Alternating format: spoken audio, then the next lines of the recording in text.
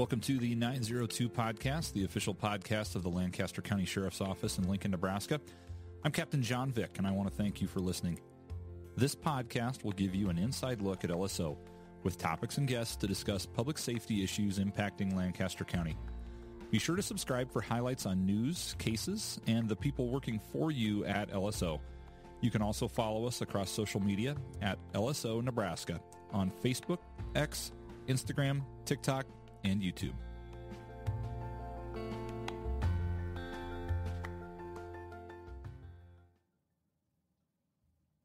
Welcome to the 902 Podcast. We're in the new studio today. The new studio. We've moved back officially, or moved most of you back from your temporary digs while we were doing some remodeling back here at the main hub of the Lancaster County Sheriff's Office. Yeah, that 3 months went really fast. In all honesty, there were just a handful of us that were relocated across the street. And while it was a little inconvenient, it really worked out pretty well. The accommodations certainly weren't terrible by any means. And, we had a little bit of mouse problem in the beginning, but we got that taken care of. And a couple of screams here and there. But besides that, the space worked out very well. And it's really good to be back in the Hall of Justice.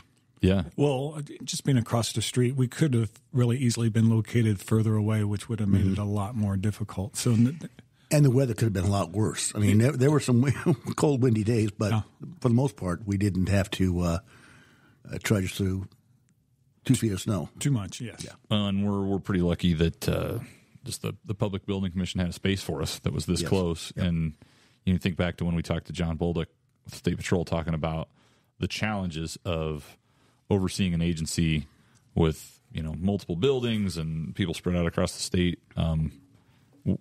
It's hard just being across the street. Well, we experienced that 25 years ago when this building was renovated from the County City building into the Justice and Law Enforcement Center. We had deputies in 5 different locations. Mm-hmm. And it's a challenge making everybody feel part of the organization, a challenge kind of managing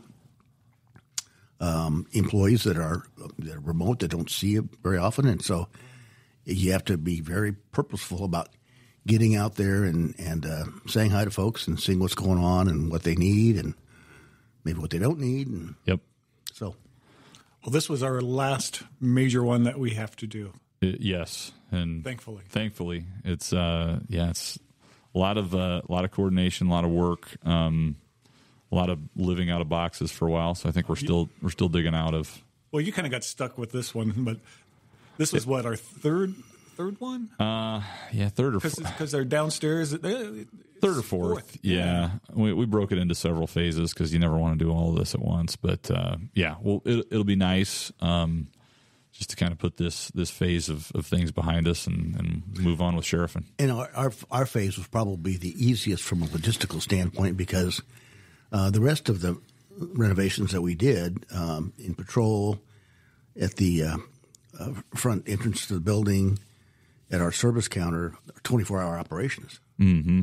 And so to maintain a continuity of operations there and accomplish a remodel is pretty challenging. Whereas we could shut this area down and not have to worry about that too much. I think you just called yourself non-essential personnel. Yeah, that might be something like that. It might be a good description. Yeah. And in the rear with the gear, maybe we had to move a bunch of gear. That was that was certainly something. The really good thing was that we've been in this building 25 years since it was remodeled, and my wife came down to help pack my office up, and there were files from 1987, minutes of meetings and she said, "Do you really need this stuff?" And that was just a good, do we really need this stuff? And now it's been in boxes of 3 months and I didn't touch it. And do I really need it? Yeah, kind of a cleanse. A purge. Yes, a purge, yes. There you go. Yeah. Yeah, I like the front and all of it was kind of a pain, but now that it's all done, it's really nice that we've gotten it, and it looks really modern, and we have people from other agencies coming in and just giving a whole lot of compliments on how it looks and how we did some changing, and made some of the space more useful. If you think about it, normal business operations generally last 40 to 50 hours per week. Yep. So 8 or 10 hours per day by 5 days.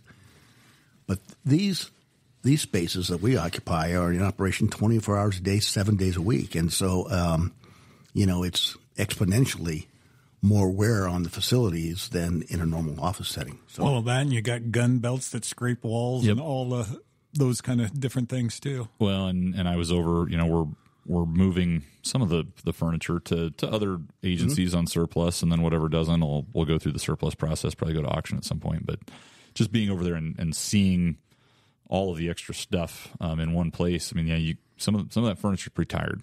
Yeah. So definitely nice to have a facelift on things.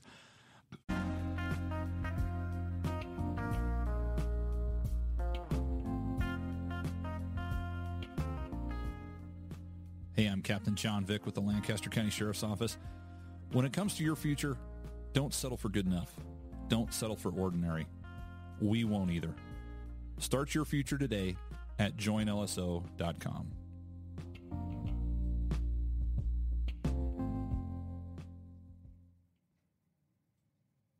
One of the other things happening recently was, for people that don't know, typically at the Lancaster County Sheriff's Office, we bid, our deputies bid for shifts twice a year. And we usually do that in the spring and then again in the fall.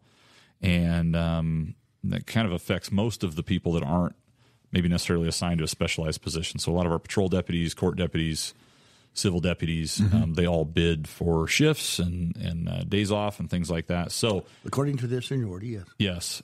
And with us being a little bit shorter than we'd like to be, we've made some strides with hiring that we'll talk about here in a little bit. But we're kind of right up against the hard line of where we can operate with the structure that the schedule that we've operated with for many, many years.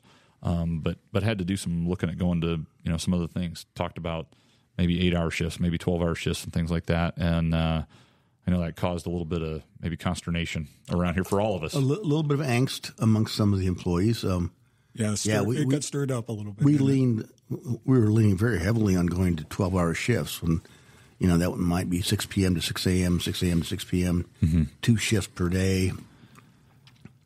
It's kind of hard on people when they work those 12-hour shifts. It's especially difficult when your sleep's interrupted by court. Yep. And you don't have much. You don't have much life besides work, eat, and sleep. Yes. And that's about all you do when you work a 12-hour shift. So there are some challenges there with that.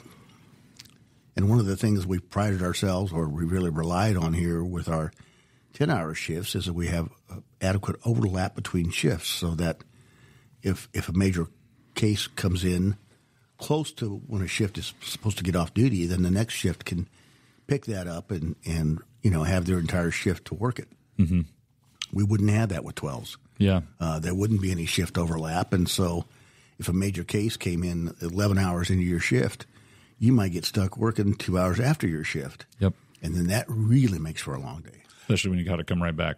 Yep. Yeah. And it affected our training because both with our 10 hours, both sides of the week, as we call it, works on Wednesday, and in which we can do our in-service training. We do our specialty training with the crash team, our tactical unit, crime scene techs, and all of those different groups. And going to 12 hours or even going to 8 hours was going to affect that to where we could not do it. And that was a concern because we've been doing that. Training's important, and getting people there and everybody in those specialty units to the training is important. Yeah, and now we're under a state mandate to provide 40 hours of training for each deputy each year, and not having a designated training day would really make it challenging to make sure everybody gets their training hours.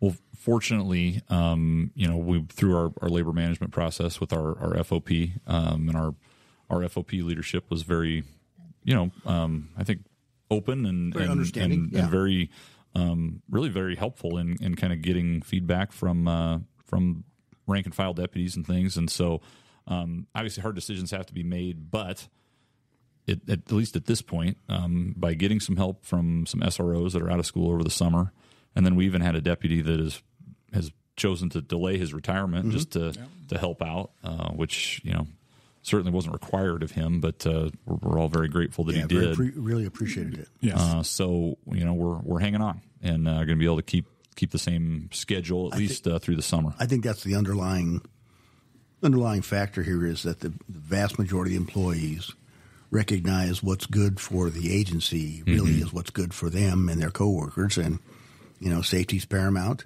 Yep. And professionalism is right up there, and the deputies don't want to jeopardize the safety of their coworkers to get different days off. Right. And we have a high standard of performance, and I think part of that is service and having enough people out on to take calls for service and provide the protection and the resources that the community needs. And yes, I think a majority of the deputies look at that and understood that. And I think they also understood that you, Sheriff, the last thing you wanted to do was put everything upside down, and it's gotten to the point where you just had no choice. Yeah. It's interesting because sometimes it's these dilemmas that really spurn positive change. And I remember, in the late 70s, early 80s, gas was predicted to go to $2 per gallon, and that must have just been terrible. It was terrible, yeah. And back then, I'd take it in a heartbeat today. Everybody was trying to figure out what we could do to save gasoline. And one of the deputies came up with this plan to work 4 10-hour shifts and be off 3 days. It was one less day of driving, and figured out we could save X amount of gasoline by going to that shift. And we tried it, and it really did work. Okay, even though the same number of hours were being worked, it didn't equate to the same number of miles being driven, and so.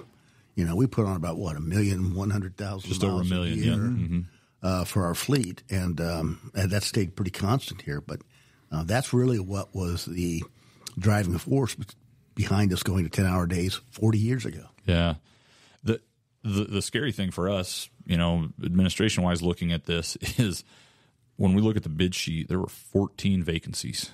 That we had to put on there. Now on paper, we're not short 14 people. Correct. But I think the hard thing for maybe people that are kind of outside the lines looking at this, just because we hire somebody doesn't mean that we can use them. And we've talked about this on some other episodes, but it takes almost a year, from the application process to where we're actually able to get work out of a deputy in this case we're talking. But, a lot of our other even civilian positions take a fair amount of training, but especially with our deputies, with all of the certifications, training requirements, academy work, field training, all of those things, even just the background investigation before, between their application and when you're able to have them sign on the dotted line, it takes an immense amount of time. And so when we have someone that gives us 2 weeks notice that, maybe usually they give us more than that if they're retiring, but if they're taking another position outside law enforcement, maybe it's a disciplinary action or something like that. Something that can happen over the course of weeks takes months to correct. And so it seems like we're just always behind the 8 ball on that stuff. So, but we've been hiring quite a few. You guys have had a number of people in and out of your office here recently. We got 6 off this last list. 2 of them are going in April. And we are trying a new thing with the Lincoln Police Department, and we'll be sending 3 to their academy in July. And then we got one from South Dakota, Watertown, South Dakota, who is certified there. So they'll have to go through and do that, but we will be able to get them on the street a little bit quicker. So go ahead, Sheriff. And we have 2 deputies going to graduate from the Nebraska Law Enforcement Training Center here in April. So we'll start them in the field training program and our mini academy, and that's about 16 weeks. Yep. And so then they'll be on their own for about 6 months before they're off probation. So, yeah, it's a very slow process to get somebody on the road on their own. And unfortunately, not everybody makes it through that process. Yeah, that's what I was going to say. You get halfway through, and you spend a lot of time and energy and even money on it, and then somebody finds out it's not for them, or they just not up to standards, not cut out just to be a deputy sheriff. Yeah, so we've had just really super stellar candidates make it through the academy, make it through the FTO program, and they get out in the county and 3:00 in the morning, and they're 25 miles from anybody else, and they just can't do it. Mm-hmm. Different line of work. They can't stop a car. They can't. They just can't handle that kind of isolation, and so it's not for everybody.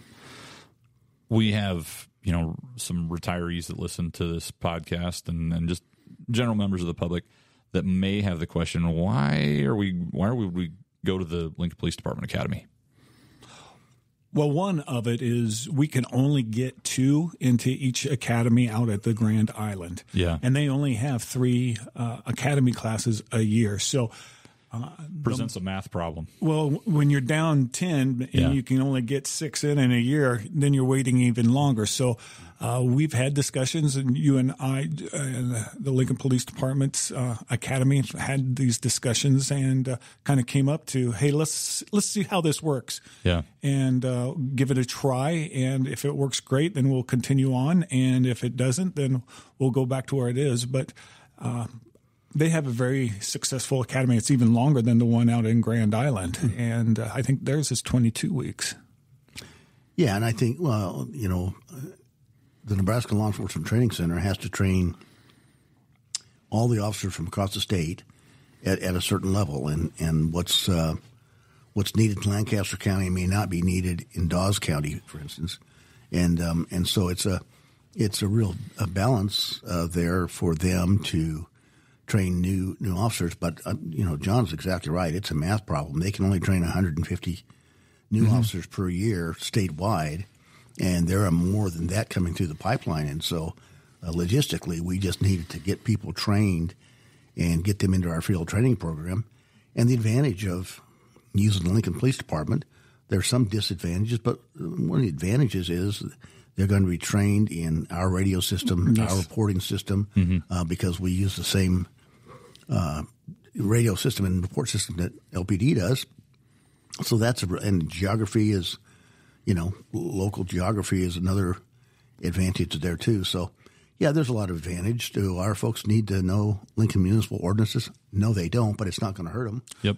And they have to stay up in Grand Island Monday through Friday up there in a dorm environment. And now with the Lincoln going here, they'll be able to go home each day. And depending on where they are in their lives and with small kids and things, it may work. It may make a huge difference, especially for the other spouse. Yeah, their spouse. Well, and this will be an experiment for us as an agency, but it's an experiment for LPD too, for the Lincoln Police Department. Yeah, it's not unprecedented. It happened, once back in the early '80s. We sent a deputy through their training academy, and and it just shows our relationship with the Lincoln Police Department. And we do a lot of sharing, and we've talked about that before too. And it's really a big assistance to the citizens that we do that, especially when it comes to taxpayer money, on not duplicating efforts that don't need to be duplicated. And, as kind of a trade-off for sending our folks to the academy, we're going to help supply some instructors, too, to take some of the burden off of their training staff at the police department. So I'm really thankful that, Chief Morrow and Assistant Chief Jackson have even considered this, and it really is going to be a helpful thing for us. Well, just if for nothing else, then getting our numbers back where we'd like them to be, whether this is an ongoing thing or just a temporary stint, we'll see how it goes. But certainly something different to try. So we'll find out where we end up. And the thing we've always been talking about too, we're not going to lower our standards on the employees that we are going to hire. All of us here, and even I know the deputies and the civilian staff, would much rather go short than have the wrong person be hired, because it certainly could be an embarrassment if that something wrong happened. Yeah. Well, speaking of those responsibilities and that relationship with the Lincoln Police Department, we've had a recent incident that took place earlier this week that LSO is investigating. That was an officer-involved shooting that involved both the Lincoln Police Department and the Nebraska State Patrol. And obviously we're not going to can't get into a bunch of details about that case other than what we've already talked about in the media. But if people listen back to our previous episode 48, we actually talked with Jeremy Schwartz in that episode about our force investigations team. Yes. And so, Ben, maybe just give us a general idea of what kinds of things are taking place in the aftermath of any of those events and happen to be going on right now. Well, today there was 3 officers, or 2 LPD officers and 1 state trooper that was involved that actually fired their duty weapons in that event. So today was the interviews of those, where they come in and they give an open, free statement. They do have their attorney representation with them, but we did do the interviews with them today. So that's one of the bigger things on that. And if they do go back and listen to that, we don't interview them the night of. And that has become a practice to let them get home, get some rest, and kind of go over the event and then come in. And we seem to get a lot better interview from them on that part. And they have a chance to talk to their attorney and discuss what they need to discuss with them. It's funny because in days gone by, we had these kinds of situations were, I think, thankfully rarer. But when they happened, brush the dirt off and get back to work. And I think it's been recognized that when in a deadly force encounter, we've been trained. The only reason we use deadly force is to stop the threat of deadly force, and your life sort of flashes before your eyes when that happens. And if it's going to be, me or him, hopefully it's going to be him. So that realization for officers that their life is on the line is it's a very difficult thing to process. Sometimes you're right; they need to speak with their significant other in their life and to talk about their feelings about that and sort of get things right in their mind. There's lots of physiological change that occur during shooting, auditory occlusion, tunnel vision, those kinds of things where an officer may not have heard other officers shoot. Right. There's whole lots of things that go on that we have learned over the years to help us handle these investigations in a much better manner, both for the truth and for the well-being of our officers. The Lancaster County Sheriff's Office is a larger law enforcement agency relatively within the state of Nebraska, but it sure doesn't feel large when those resources start to get tasked and delegated for a big incident like this. And it's funny, sometimes just the timing of these things, you never hope that they're going to happen, but they do. And in this case, we had a number of personnel that were actually at hostage rescue training, which is somewhat relevant to this incident. We pull them, back from that to respond, and then we also had crime scene investigators that were at a crime scene investigation conference, and so all of the things that life and training and operations go on, pulling those people back, even though they're pretty relevant training and conference subjects. You can go from a training situation to being thrown right back into the real world and putting those skills and expertise to use in a real big hurry. Well, and as we're talking about this incident, none of our employees were used any kind of force on that. So that's the reason why we ended up becoming the lead agency on that. And it makes us feel really good that the Lincoln Police Department and the Nebraska State Patrol have enough confidence in us as an agency to ask us to do these, because these are important cases. And so I feel really good about that. Now, that doesn't mean we don't use some of the resources from the Lincoln Police Department, but we certainly have our personnel in the major roles of it, because our number one goal is transparency on this, and to let the citizens of Lancaster County know that, hey, we're doing this right, and looking into this incident and not trying to ever cover anything up, and just make sure everything was done correctly. Well, a number of years ago when we first talked about a joint force investigation team that Investigator Schwartz mentioned in one of the other podcasts, really the public's demanding that these investigations be done by a third, or an uninvolved third party, and that's really, that was our role here. It was an uninvolved investigative agency. The same thing happened with the shooting up by the interstate a couple of years ago. State Patrol and the police department were involved, and we weren't, and we conducted that investigation as well. So it just helps to have that impartial view of what occurred conducting those investigations. So.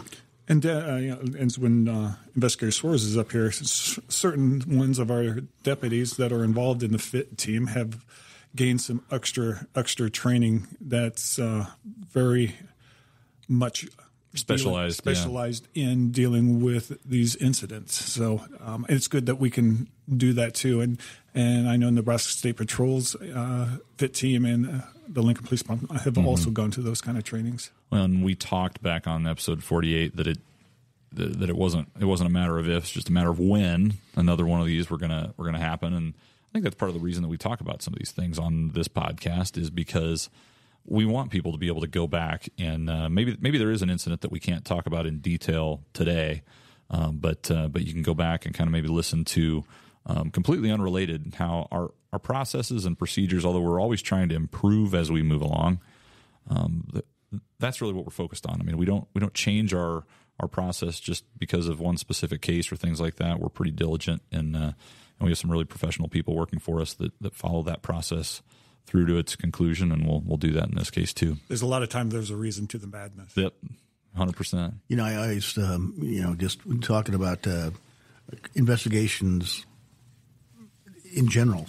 speaking, really a homicide investigation is not much different than a criminal mischief investigation. It really is just goes to the amount of detail that you put in and the amount of resources that you put in to the more serious case investigations. And so if we worked every vandalism with as many resources as we put forth during a homicide investigation, we could probably solve every one of those. But it would take us a long time and really bog down the rest of the workload. Yeah, certainly a balancing act, but like we say, big enough to serve, small enough to care. There you go.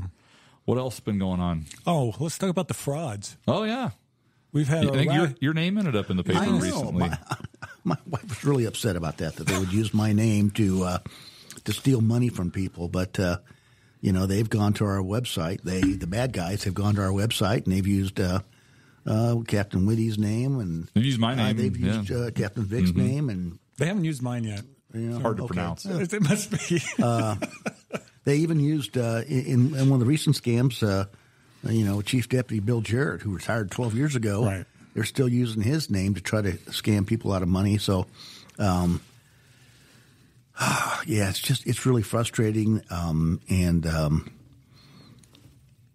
I think the big thing we keep trying, we hit the media with this all the time, and I don't know why the word's not getting out yet, but we do not ask people to put money in Bitcoin ATMs. No. We don't ask people to go put money on credit cards and then give us the number on that. Or green dots. Or green dots and all those things. Well, one of these last ones, I think you talked about it this morning, was, there's a guy pulled $15,000 out of his bank account. Yeah, because his laptop's broken. Well, how many laptops could you buy with that kind of cash? And the person on the other end of the phone told him to go to a liquor store to put the money into a Bitcoin machine. And thank God, when he finally got and saw the liquor store, said, this just doesn't make sense.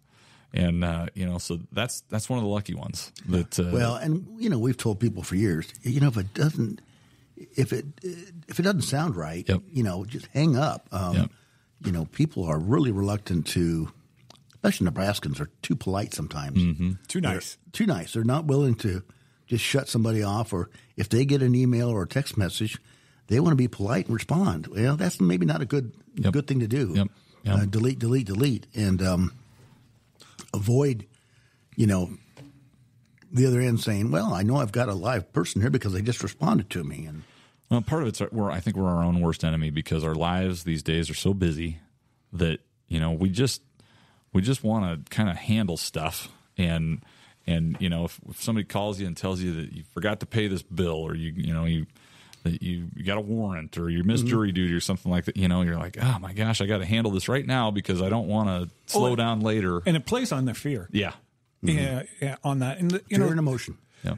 The one thing too is we need to talk to folks about is if you're getting emails and you're opening them up and you are opening up attachments that you don't know about, that's how they're getting control of these people's computer, because his computer malfunctioned, and then all of a sudden the bad guys controlling it and flashing this number to call, and then people then are like, oh my god, I need my computer, all my information's on there, and that's how they hook the fish and start reeling them in. Those emails look so realistic and valid, and I've gotten emails before, and I've gone to our IT folks and say, does this look right? Should no, don't open that. So it's not always as easy as we'd like it to be to recognize fraudulent activity, but just caution is the word. Yeah. Well, I think that kind of about brings us up to speed a little bit for the week at least. So, well, we had the fatality crash too. We've had a kind of a lot going on. This week, and it's been the last several weeks. It seems that we've had different events. The warm weather, at least the permanent warm weather, yet awaits us. So I'm sure things will continue to heat up and get busy as we move along. But appreciate the time this morning, guys, and we'll catch up with you on the next episode. All right. Have a great weekend. Thank you.